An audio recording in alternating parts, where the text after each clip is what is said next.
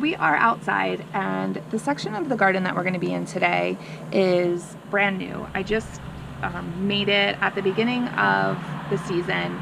It was just this weird space. We had tried putting like one of those inflatable pools here, and that wasn't really that fun because they get slimy and gross.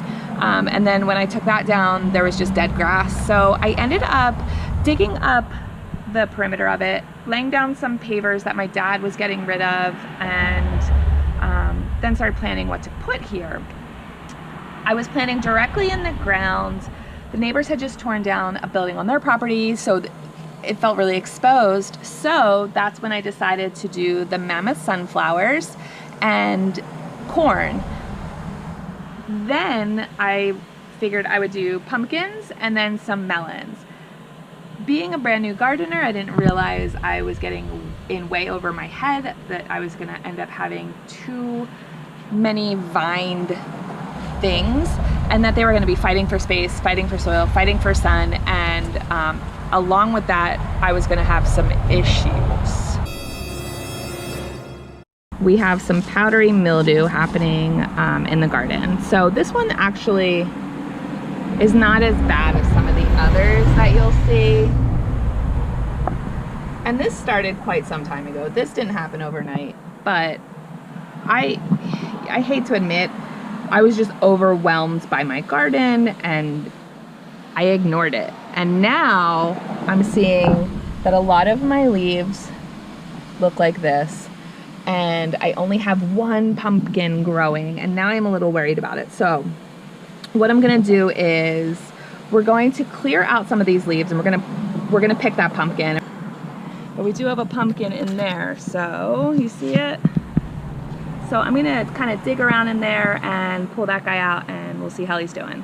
If I wasn't ripping all of that out today, I would have tried to remove it, or if it was earlier in the season and I wasn't neglecting my pumpkin patch. So powdery mildew can be treated with like dish soap, with baking powder, apple cider vinegar. Like there's all sorts of like remedies that you can just make in your kitchen. So you don't need like chemical pesticides or anything. But it is going to affect the lower leaves more because of the humidity and the moisture.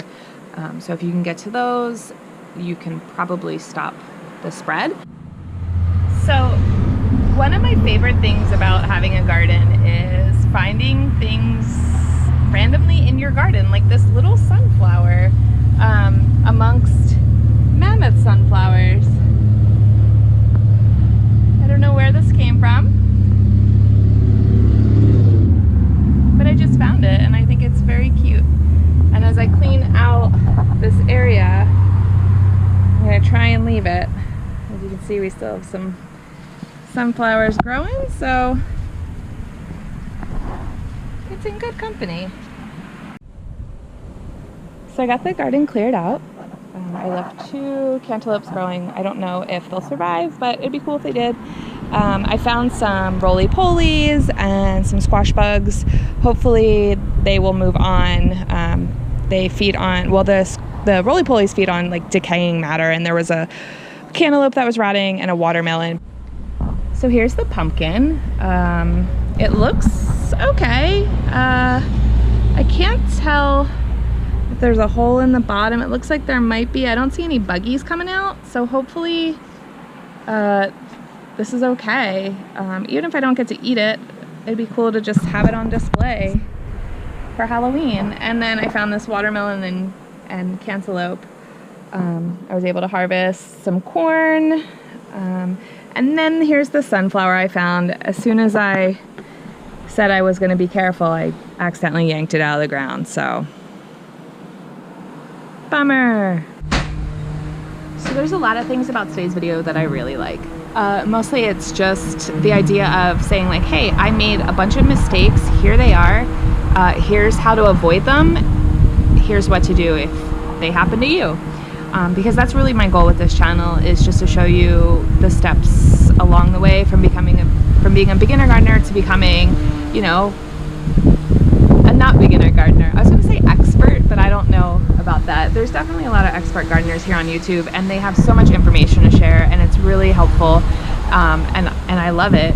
I'm not that. I think this is more like, hey, I have this little space in the city that I am going to attempt to grow things on, and here's what happens. And again, I just think it's really cool to share that information. I'm always open to hearing your suggestions and your ideas, so please feel free to comment and share those with me. So before I go, I just want to tell you guys real quick about this new group here in Bethlehem, Pennsylvania called Afros in Nature. They have a GoFundMe with a goal of $10,000, and I'm going to include the link in the description here. But Afros in Nature is a grassroots movement to connect Black, Indigenous, and people of color with nature.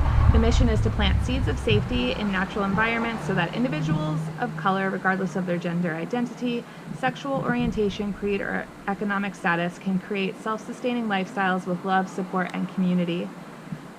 Working in groups, Afros in Nature brings Black, Indigenous, and people of color back to their roots in the great outdoors.